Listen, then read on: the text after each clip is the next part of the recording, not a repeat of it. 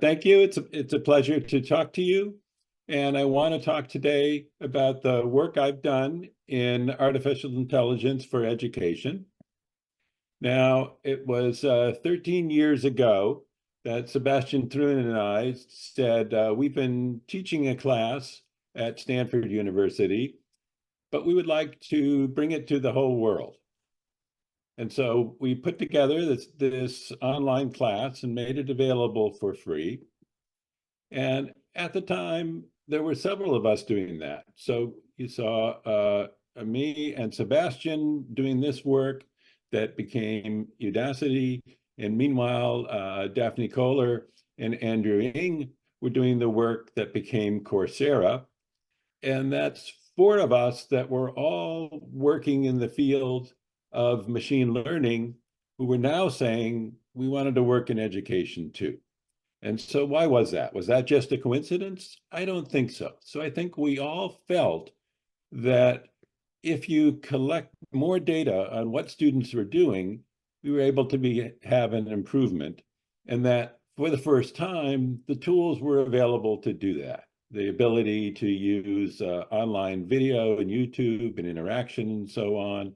We could gather data that wasn't available before, and we had the machine learning tools to do something with that. So I think we were all very enthusiastic about that.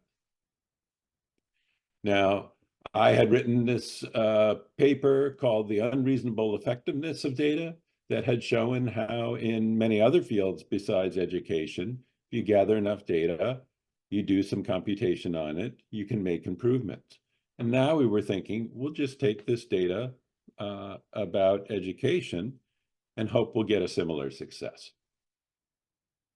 We were inspired by the work of Benjamin Bloom from decades ago. This paper was from 1984. And he said that if you meet each student kind of one-on-one and allow them to go at their own pace, rather than try to teach everybody at the same pace, teach everybody the same thing, that students make massive improvements. He said that he saw a 2 sigma improvement, meaning 2 standard deviations. And here's the chart. So you see these 3 curves there of conventional education, mastery learning, which means you keep working at it until you get it, rather than saying you work on it until there's the test and then you move on to the next subject, and this one-on-one tutoring. So a vast improvement. Something like 90% of the students have moved up to be well above average. Now, other people have tried to replicate that work and found out the improvements weren't quite as great as he said, but the improvements did seem significant. And it seemed like it really wasn't necessary to have a one-on-one person. What was more important was that students worked until they mastered each step before moving on to the next step. And it seemed like interactive computers were a good way to do that, because computers are patient. You can work with them as long as you want, and each student can be working at a different pace. So we felt it was time for an upgrade in education, because we felt it was a little bit embarrassing that here we were in the front of a classroom at Stanford, and was really nothing had changed since the 14th century. So this is the University of Bologna in the 14th century, looks pretty much like the classrooms we have today. So there's the teacher in the front of the class, there's a textbook, and there's the sleeping person in the back of the room. And I was familiar with that because the first time we taught the class, it was at 8 o'clock in the morning, and we definitely had some of that. So what can we do that's different? So I thought back to my first teacher, that's my mom, and me, and we're working one-on-one. And I felt that's the best kind of education. So I said, can I duplicate that by saying, I'm going to try to have a one-on-one conversation with a student, but it's not really going to be one-on-one. It's going to be me talking, but it's going to be recorded by video.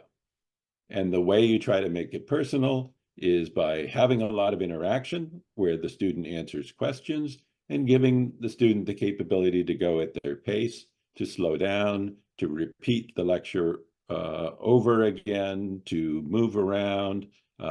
They have control. Of course, they can't quite have a one-on-one conversation yet. Now, another one of my idols, one of the founders of the field of AI, Herbert Simon, said, learning results from what the student does and thinks, and only from what the student does and thinks. The teacher can advance learning only by influencing the student to learn. And I think that's exactly right. And I think we had all spent too much saying, you know, it's my job as the teacher, what I say is the most important thing.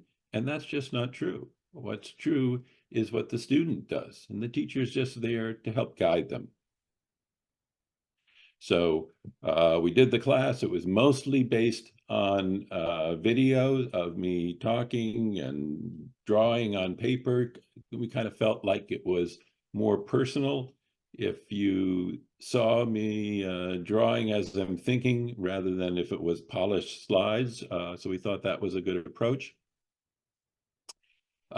And it worked great for a lot of students. So maybe the glass is half full, but there were other students that it did not work great for. And we realized, you know, going in, I said, my job is a job of information, that if I say the right things clearly, then everyone's going to do great. And I realized that's not it. It's motivation is more important than information. And if the students were motivated, they'd work hard and they'd be successful. But if they weren't, it didn't matter how good what I said was, they were going to ignore it and do something else instead. So we tried to refocus on getting the students motivated. Now, I said that we were collecting data and we wanted to apply this model of machine learning. You get data, you clean it, you train a machine learning model of some kind, you test it, and then you make improvements. So were we able to make improvements? That's the key question. And how do we do that? How do we gather the data? What differences can we make? Well, the way the class worked is we would show a video or have a student read something, then we'd ask them a question, and either they got it right and that was good, or they made an error and we tried to diagnose the error, and then we had various ways to try to fix that.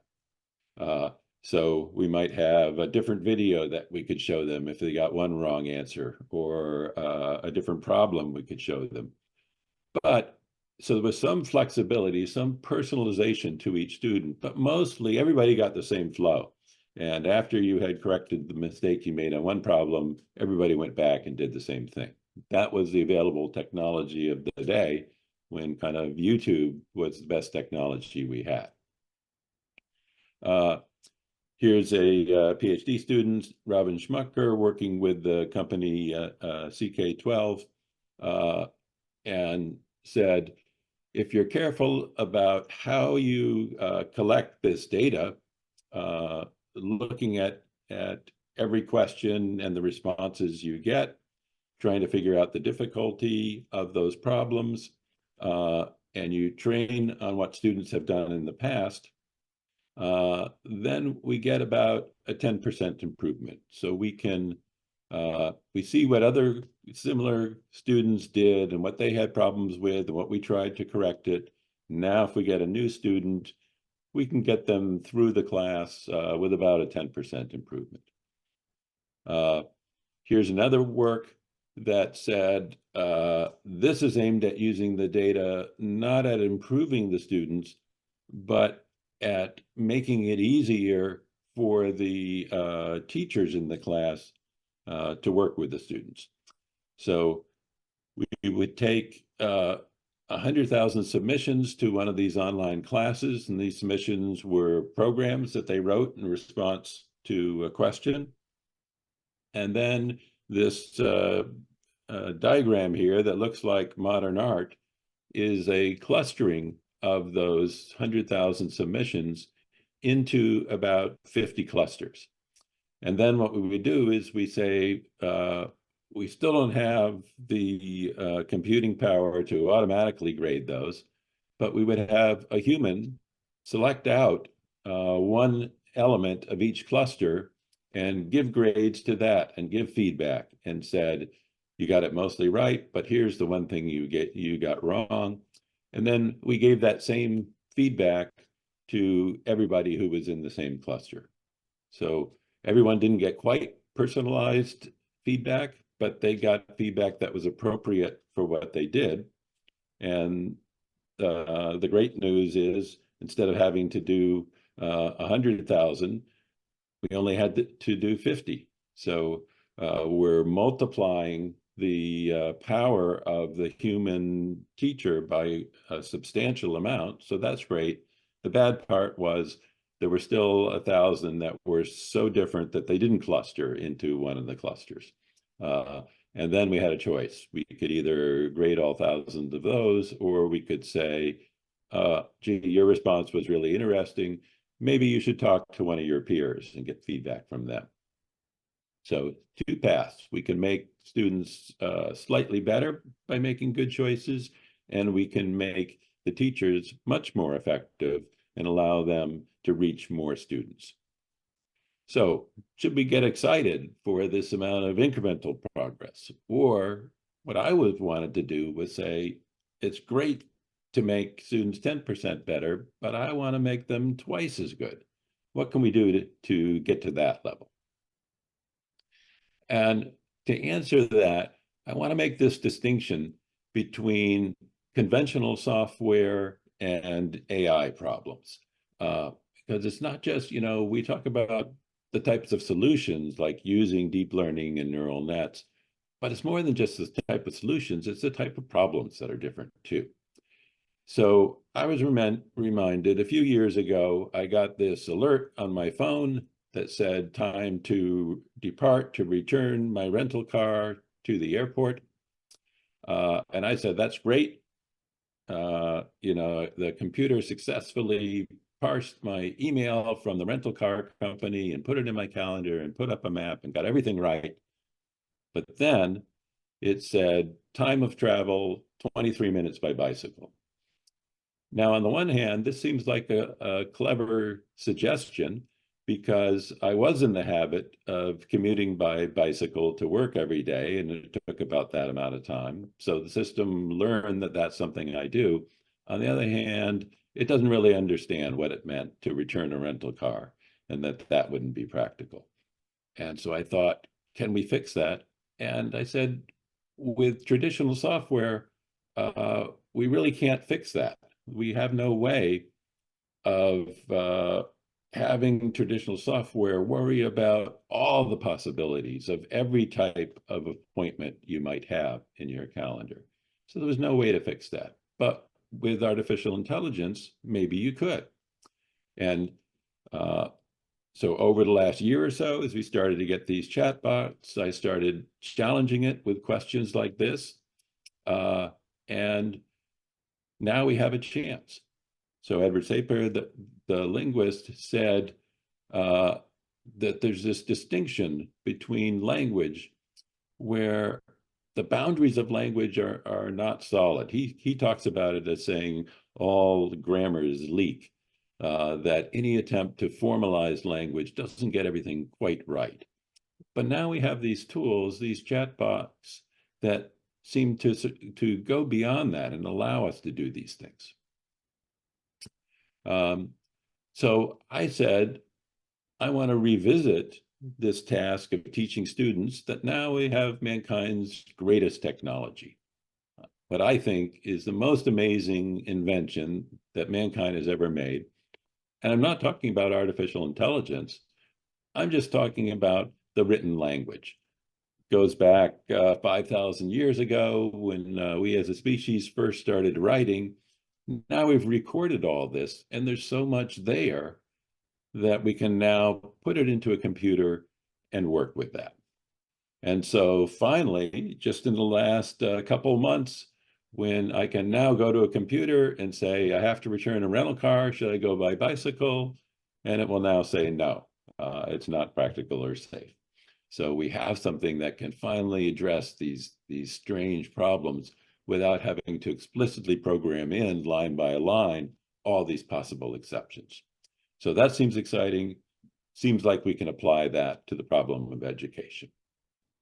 But are these language models safe for students? And if you had asked me a year ago, I would have said no, that there's too many of these problems, that these systems make mistakes, that they hallucinate facts that aren't true. And so I started by looking at all the other tasks that we could do with these language models, of saying, well, maybe we could train the trainers, train the teachers. Maybe we could generate course content that humans would then deliver. Maybe we could translate into different languages and so on. So those all seem like good possibilities.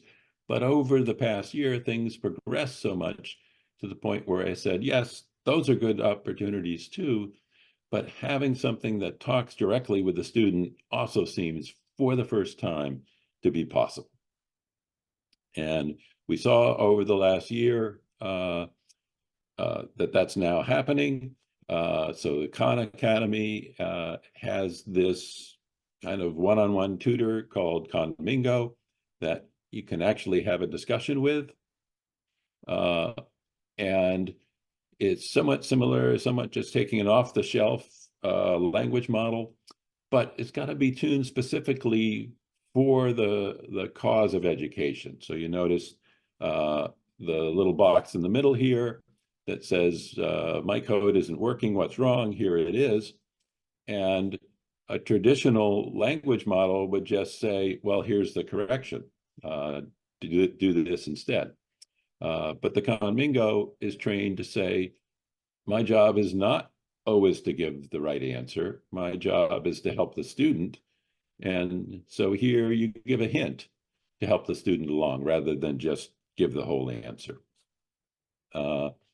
And other examples of it, showing hints, so that the system now knows basically two types of things.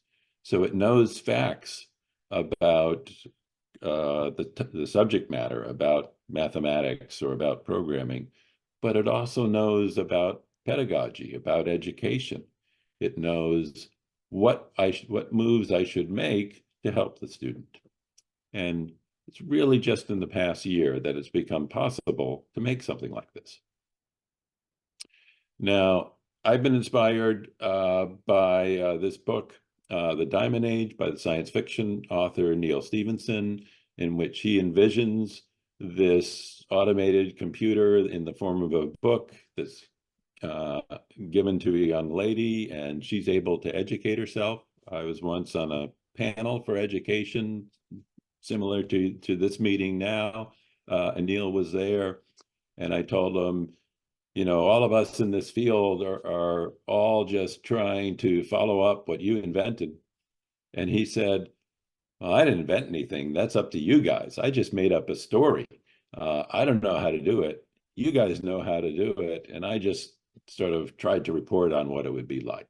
So it's still up to us to deliver on that message. And I think we're making steps to get there. And one of the questions is, how do I build a reliable system when I have this tool, these language models that are not reliable? They make mistakes. And we have lots of ways to do that.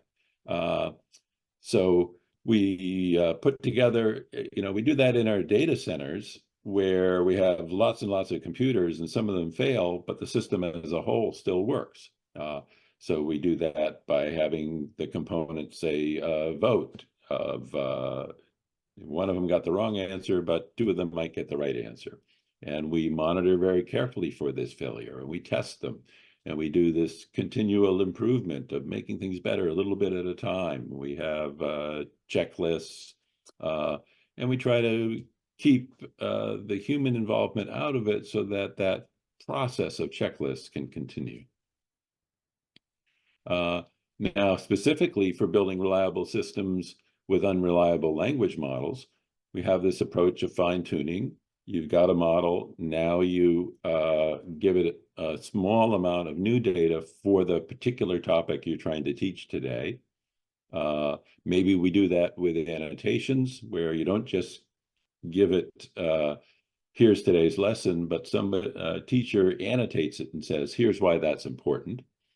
We have this idea of prompt engineering. What do you ask the system? If you use exactly the right words, it does a better job.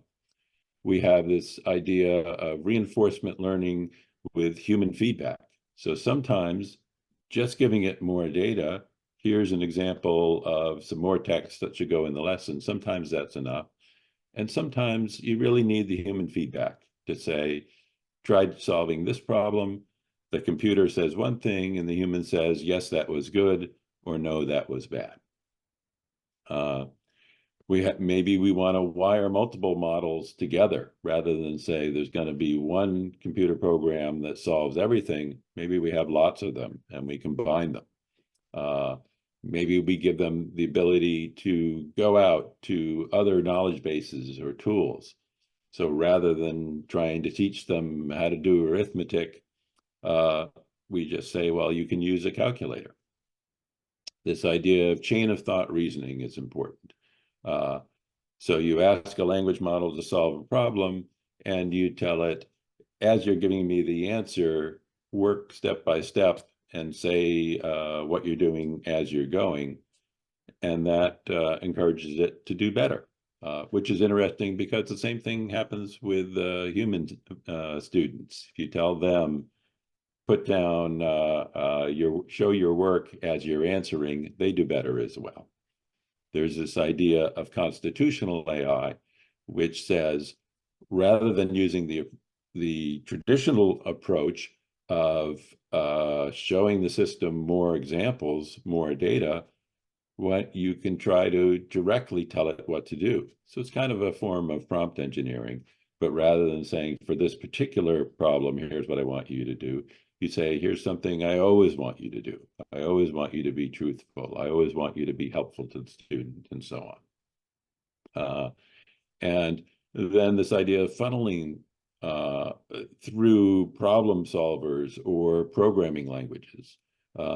It turns out, since we understand programming languages so well, it's often better to solve a problem by saying, say a mathematical type problem, by saying, I want you to write a program and run that program to get the answer rather than getting the answer directly. So we have all this amazing new set of tools for doing better. And as a field, we're trying to figure out, how do you apply these tools to get something that really works for the student? So I mentioned this idea of the funnel. I just wanted to say a little bit more about that. So there's a big wide world out there and lots of things are going on. And our computers don't have access to everything that's going on in the whole world, but they do have access to this written text.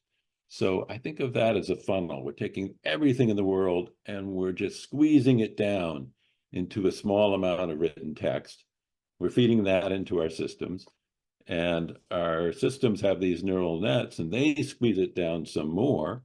Now we ask it a question and we get an answer. And one of the moves we can have in going from that question to the answer is squeeze it down yet again. Here I've shown it squeezed down into the form of a programming language. And the advantage of that was, if I gave the answer as a paragraph, I don't have a way to evaluate, is that a good paragraph or not? I could ask someone else, how would you rate this as an answer? But if the answer is in form of a program, then I can actually run it and see if the answer is right or not. So at each step, we're saying we're going from something large, like everything that's happening out there in the world, and we're trying to contain it down to a smaller amount. And doing that so that it kind of fits into the computer gives us better responses. And that's a common pattern that we see again and again. So what would it take to have a language model that would really be safe to use as a tutor, that every student could use every day? Obviously, we have to eliminate these hallucinations and false statements, and we don't quite know how to do that completely yet. We could stick to authoritative and proven materials. So right now, we have it read everything that's ever been written on the internet. And you want to give it a lot of text so that it's fluent in language and can understand and respond to different questions. But maybe we also want to focus it on things that we know are true. You have to somehow give it the right mix of allowing a student to explore and also cover the required material. So right now, we have chatbots like ChatGPT, and you can ask it any question you want, but all it will do is answer the question. And that's not quite the same as education. In education, we want a student to be able to ask questions, but we also want to keep them on track to say, there are learning goals, here's what you should be learning. And so we need this kind of mixed initiative of the student has some freedom, but the system also wants to keep you on track. We want the learner to be using a process of discovery while staying on track. We want to not give away the answers. And many of these models, these language models, are too willing to just give the answer rather than make the student do the work. We want to have good reports on learners' progress. So the job of a teacher is not only to teach, the job of the teacher is also to evaluate the student and figure out what they should be doing next. I mentioned that motivation is probably the most important job of a teacher. How well can a machine do that when it's not a human? Machines are good at certain things, but they don't quite have the same human connection. And so we have to embed them into a system where there is that motivation and there is that type of personal connection. And we want to build systems that help teachers author this material more easily and verify the content. And we want to make sure we have fairness and diversity, equity, and inclusion while we're doing it.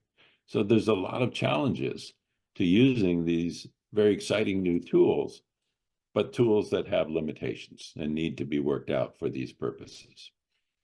And to me, the amazing thing is for each one of these problems, there are proof of concepts. There have been attempts to solve these problems, and they say, look, I made some progress, but they're not complete problems, and much work remains to be done. So now we hear people say the next programming language is English. My colleague Anna Patterson said that, and Andre Karpathy said that. And I think that's exciting. And of course, it doesn't have to be English. We said that, but it could be Russian or any other language. And I think we can go pretty far with that. Now, one question is, another tool you could have is a programming assistant to solve programming problems, to teach programming. And I think of that as a new evolution in what it means to solve these types of problems. And we've always had tools to do a better job of the tasks we want to do. First, we dug ditches by hand or with shovels, but bulldozers allow us to do so much more. Typewriters allowed us to do our written work better, and then word processors, calculators allow us to do arithmetic better. Now maybe we can solve this problem of programming. Would be as an example of a topic area that machines can help us do better at. And we've seen examples. So here's an example problem that was given to the Alpha Code system. So it's from a programming contest for humans. You give it this description in English and some examples of the desired input and output from the program. And then the computer is designed to generate the answer. And here's sort of a description of what it's asking for. And here's the program it comes up with. And you run that program and it's correct. It gets 100% right on all the tests. But I wanted to kind of go through and do a code review. And there were a lot of things I found that I would not let pass if it was submitted to me as either a teacher or as a professional in the work context. And I guess my response was, Well, maybe you should have expected this, because this was all trained on data from different programmers who had written code, and half the programmers are below average. So maybe all we should expect is half the programs are below average, or maybe we can do a better job of improving that. So, here's an example of the type of program I'd like to see, and elsewhere I wrote about how we might get there, how we might improve the output of the program so that it does a better job. So here's what I'd like to be able to see for examples in programming or examples in any kind of problem solving. To describe the approach to what you're trying to do, to take additional constraints into account, to go ahead and solve the problem, explain it, generate tests to verify that the solution is good, create a simple solution, and then try to improve it step by step, and going through this series of possibilities. So this is what teams of people do when they're faced with a problem and they try to attack it together.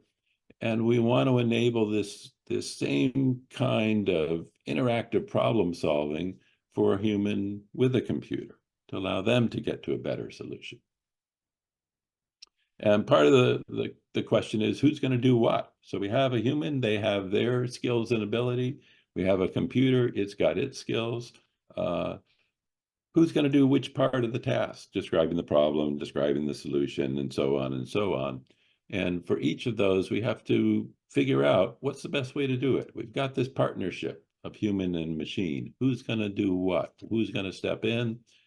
Who's better suited for each task? We haven't worked that out yet, because up to now we've said, well, the human's going to be in control.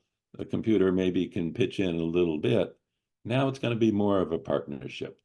And it's not as much technology as it is kind of the sociology or psychology of how to work together. And that's a big question for the field to answer that. Now, here's a diagram that I thought was interesting. This came from the Society of Automotive Engineers, this official group, and they define these levels of automation for self-driving cars.